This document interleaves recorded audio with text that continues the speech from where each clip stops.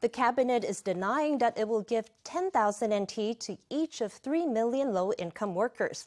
The plan had been hit with complaints and concerns since it was reported earlier this week.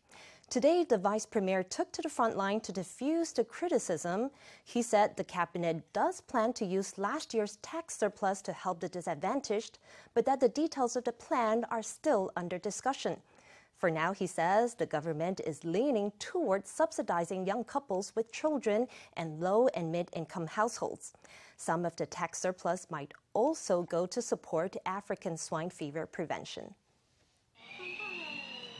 20-something Ms. Lin has a 1-year-old daughter.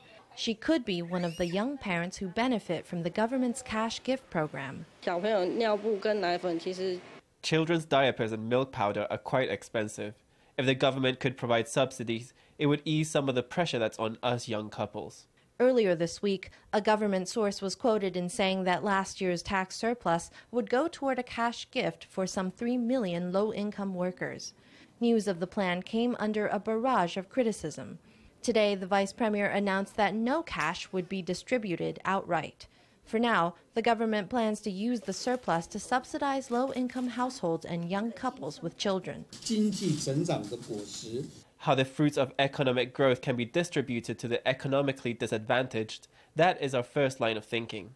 The second direction we're exploring is how we might use this sum to stimulate more economic growth. The third direction is the urgent matter of African swine fever prevention, whether we can take some of this surplus and apply it to bolster our epidemic prevention.